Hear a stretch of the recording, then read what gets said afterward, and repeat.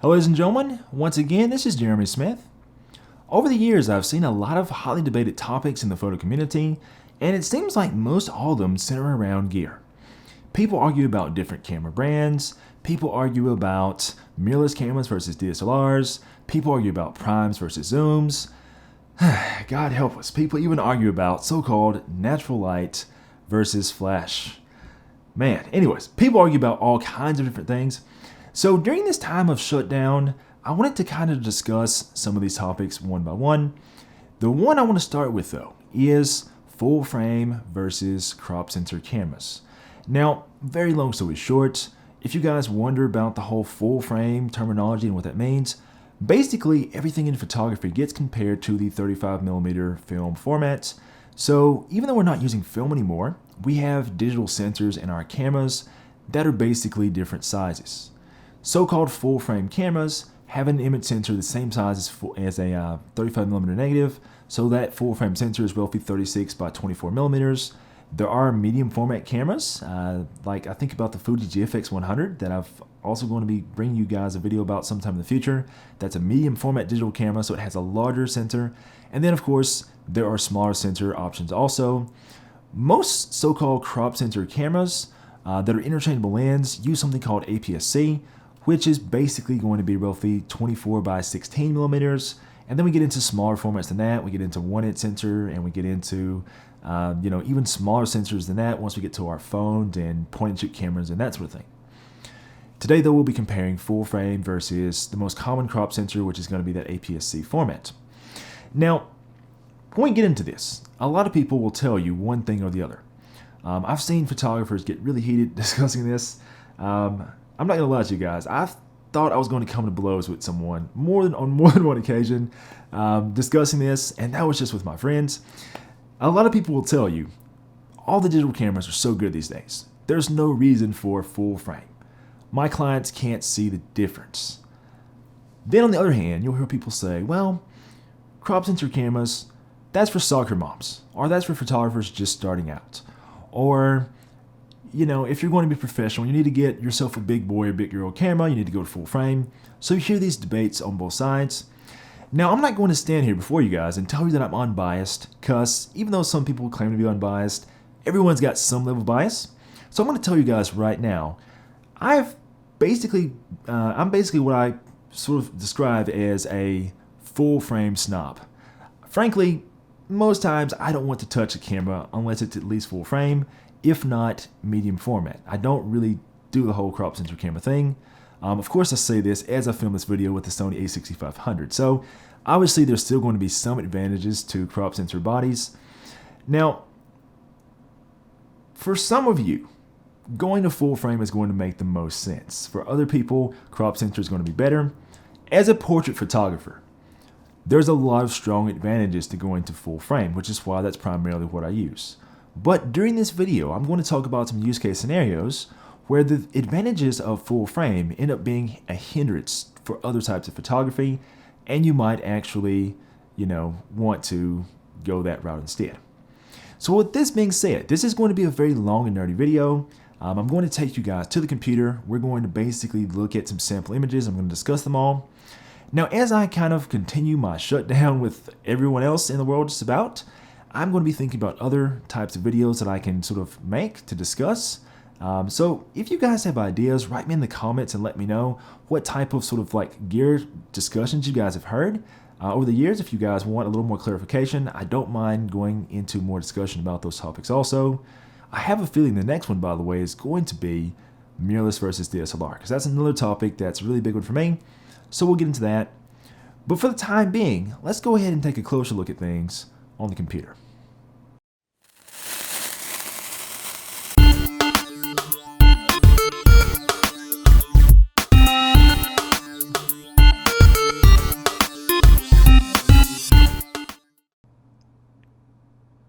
Okay guys, so as I mentioned, there's going to be several differences between full frame and crop sensor.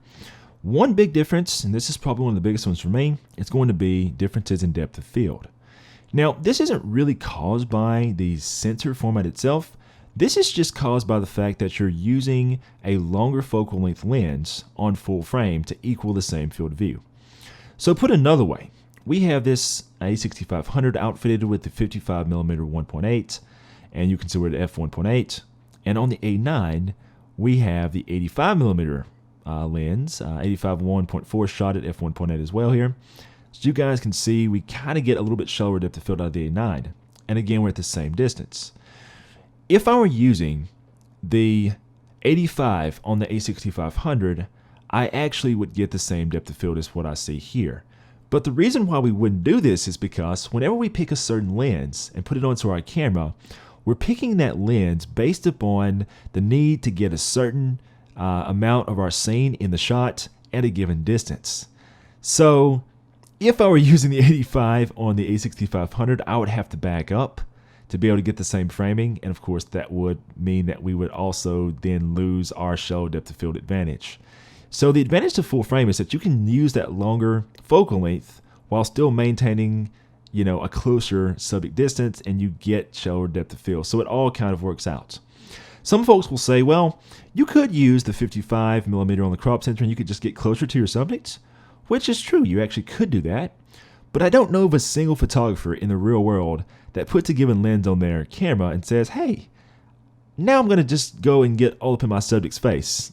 No one does that. We typically pick a focal length based on a certain working distance requirement. So this is why we have that advantage in terms of the full frame camera with our shallow depth of field. If we look at a little bit different test here, have a couple more images for you guys. I'm going to try to keep everything in the same order here. Okay, so again, we have the 6500 over on the left-hand side. I've got my apocalypse food here in honor of everything going on in the world right now. So you can see here, same f1.8 aperture, but we can see that that A9 shot, we've got a bit shallower depth of field versus our A6500. Let's see, we'll go back and look at the background here. So yeah, we can definitely see we've got a more blurred background. So no doubt we've got shallower depth of field on the A9 shot, as you guys can very well see here as we look at the differences. Now, some photographers speak about using the sort of like crop factor against the aperture number to kind of calculate the differences between depth of field. And I'm going to tell you guys how this works. So let's just say that I wanted to figure out what type of aperture I would have to shoot the A9 to get this type of depth of field, because we know that we've got the same field of view and we're at the same distance, but we know that f1.8 here with the 85 is giving us shallower depth of field than 1.8 with the 55 on the 6500. So what we can do here is we can take the f-stop and multiply it by the crop factor. So let's see here. If I go 1.5 times 1.8, I get 2.7. And basically, this tells us that if I take the A9 with its 85mm lens and shoot it at f2.7, I'm going to get the same depth of field as I got with the A6500 with the 55mm at f1.8. Now, as I talk about this, guys, don't think that the aperture changes. Aperture has absolutely nothing to do with the crop factor of the camera. It has nothing to do with the sensor size. Aperture is all about the focal length of the lens in relationship to the lens diaphragm. In other words, how big the hole is. If you have a lens that's a 24mm lens and you open it up all the way to 1.4, and you have another lens that's an 85mm lens and you open that lens all the way up to 1.4, they still let the same amount of light through to hit the sensor, but the hole with the 24mm lens is going to be smaller at 1.4 than the 85 at 1.4, because that's how aperture works. So I don't think that camera manufacturers should start taking this crop factor into account when they're sort of designing and marketing crop sensor lenses, because like I say, aperture doesn't change. But you as a photographer should know how to do this calculation, so that way you know how to be able to calculate your depth of field. So anyways, let's go ahead and let's take this A9 and let's take a shot here. I have a shot actually. Let's see here. Let me do this. Okay, I'm trying to keep them in order again, and failing to keep them in order again. Okay, so there's our 6500 shot. Here's our A9 shot. And now we have the 6500 being shot. Well, actually, the 6500 is still at the same 1.8 aperture, but now we have the A9 being shot at 2.8. And just because that's as close as I could get to 2.7, but you guys will notice pretty much, yes, there are different characteristics with the lenses. They look a little different, but depth field wise, we now have, look at that, we have basically the same depth of field. So f2.8 with the 85 is the same as f1.8 on the 55 on the crop sensor camera in terms of depth of field. Again, this has got nothing to do with light gathering. This is just depth of field calculation. So you guys can kind of see how that works out. So if you're a portrait photographer like me and you want to get that creamy bokeh that we all desire, then full frame makes sense. But if you're shooting landscapes and you want to get, or if you're shooting anything really, like perhaps macro, let's say you're shooting a macro image and you get really close. Well, when you get really close to your subject, that's going to diminish your depth of field.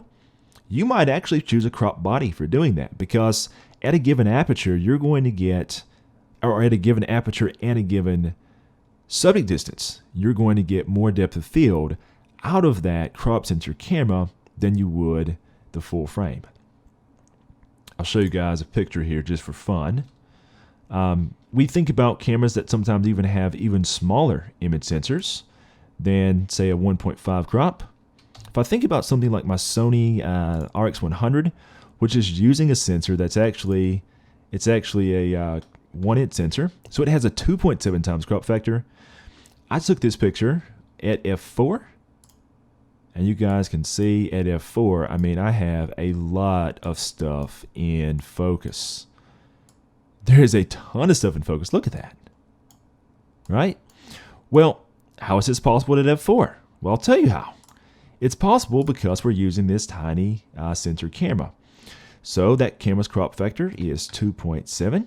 We multiply that by 4, and we get basically f11. So if I were shooting a full frame camera, I would have had to be shooting at f11 to get the same amount of depth of field as I did here. I kind of play tricks on people with this picture. I'm like, what aperture do you think I shot this at? And they're like, oh, about f8, f11. I'm like, nope, f4. But this is why, because of that small sensor camera. So this is very good to know. So if you're desiring a shot like this, you could get this out of a smaller sensor camera easier, provided you're trying to shoot and get everything in focus. All right, so we'll go back to where we were. So the next thing that we think about as far as full frame versus crop sensor is going to be something like our resolution. Now, resolution can be kind of, you can think about resolution in two different ways. Some people will see two cameras that are both the same megapixel count, like the 24 megapixel A6500 and the 24 megapixel A9, and they think, wow, those cameras are exactly the same. And you know what? If you're shooting at base ISO, that would be true. They're basically the same. However, as you start to raise the ISO, you still are recording 24 million pixels, but those pixels are not going to be as effective at recording detail at higher ISO, because higher ISO means more noise. Now, with a full frame camera, you're typically going to see greater resolution recorded at higher ISO, because a full frame camera, many times the manufacturers use that extra sensor real estate to make those pixels larger.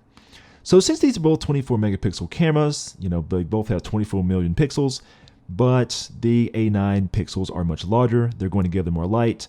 That's going to produce a cleaner signal to the camera's processing tech, and that's going to get us a sharper image. So let's just go ahead and take a little look at the comparison here. Okay, again, I'm going to try to keep them on the same side. We got the A6500 over here. Now, if I zoom into something like this Claritin box, you guys will actually notice that the 6500 shot does look sharper, and that's because I was using an excellent lens on the A6500 and just an okay lens on the A9. Sorry about that, guys. Sometimes no test is perfect. But what we want to focus our attention on is not that detail in the focused area there. I want you guys to just spot how much of a difference there is in noise. So you guys can see right here, you can see that the noise is much, much larger. It's much grittier looking on the 6500 versus the A9. If I come down into these areas, we can really see it. We see very, very large specks Here we've got sort of teeny specks, right? So that's what's happening with that, despite both these shots being taken at the same 6400 ISO. So you guys can notice our difference there. And by the way, the reason I didn't use the same lens is because, of course, it would have affected field of view. So I had to get to that same 35mm equivalent, but the only lens I had to get us there on the A9 was a lens that was just not as great as the one on the 65. But in terms of our noise performance, we can definitely see how the camera sensors perform differently there. So you guys can get a very good idea, but they're very close. But if you want the best high ISO performance, you know, chances are full frame is going to give that to you a bit better. Yes, a lot of the new crop bodies are very good. I would consider the 6500 to be very good, but a crop sensor camera from the same generation is typically going to be better in regards to noise. Now, the other way we can think about resolution is just the pixel count itself. And so that pixel count itself is going to come into play more when we're just shooting at the base ISO. Now, sometimes the camera manufacturers, they don't use that extra sensor real estate to put bigger pixels on the sensor. Sometimes they just say, hey, we've got more area to cram even more pixels in. And that's exactly what happens when we compare the 6500 to a camera like, say, the Sony a7R IV. So unlike the A9 with its 24 million pixels that were very large, the the A7R IV has smaller pixels, but those smaller pixels now are more numerous because of the larger area. So now we are up to 60 megapixels. So if we do a little comparison here, again, we've got the 6500 here, we've got the A7R IV over there. We'll zoom in. Now, we're looking in Lightroom here, and so we're at 1:1, and because 1:1 is also proportional to the size of the image, since the R4 image is basically bigger, we're closer to it. We can see that more detail is being recorded. I'm going to go over to Photoshop though, where I've kind of equalized things. So yeah, you guys can tell I do have them swapped up now, but you can tell that on the R4 on this side, the R4 has the ability to record a lot finer detail. On the A6500 shot, things are starting to kind of come apart a little bit. We're not recording all the fine detail there. Now, by the way, for this shot, I did use the exact same lens. I used the 12-24.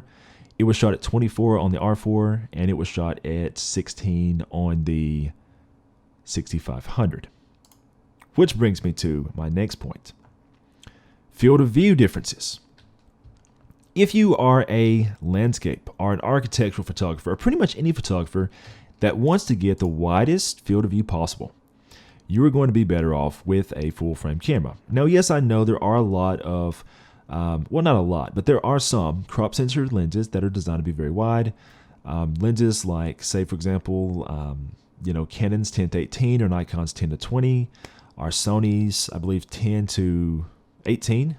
So all those lenses are wider angle crop sensor lenses.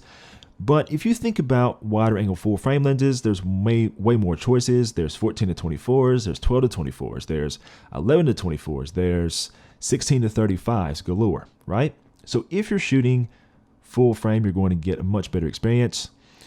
To get the same field of view between these two shots, I am shooting at 16 millimeters with the 6500.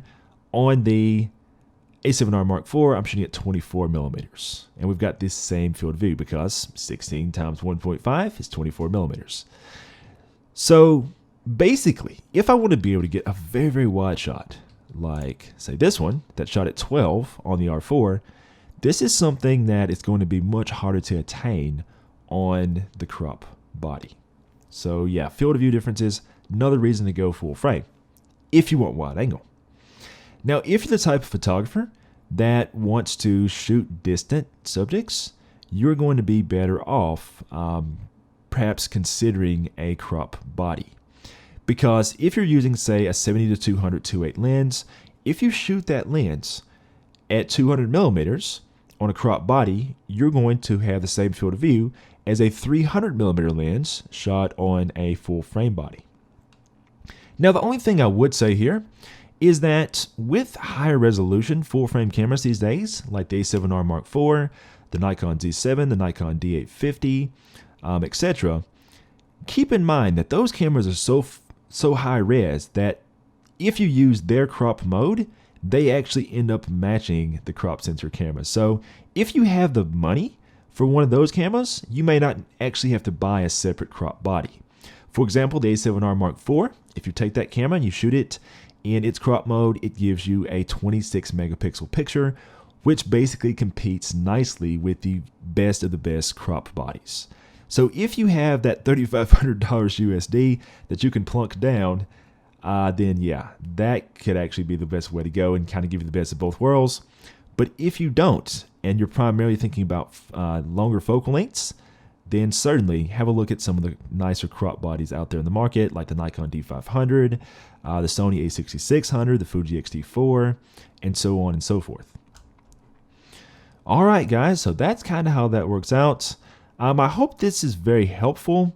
I'm going to be making a lot more videos, just because we're kind of in uncertain times, and a lot of us have been staying at home. I asked you guys what type of videos you'd like to see. I told you, or some people told me that they'd like to see some videos on portrait photography. I'm going to see how I can make this happen, since I'm not sure if I'm going to be able to come up with the person I can actually shoot to have as an example in my video. But I'm going to do my absolute best to make this happen. I mean, they don't call me Photog J the Great for nothing, so I'm going to give it my best go. As always, guys, thanks for all your support. Don't forget to like, share, and subscribe, and also be sure to check me out on social media. I am known as Photog J the Great. And by the way, also, I know this was a very long and nerdy video. I feel like you guys will probably have questions. If you do, write me in the comments below, and we may even start to explore some of these concepts in more detail in a future video. Until next time, this is Jeremy Smith, signing off.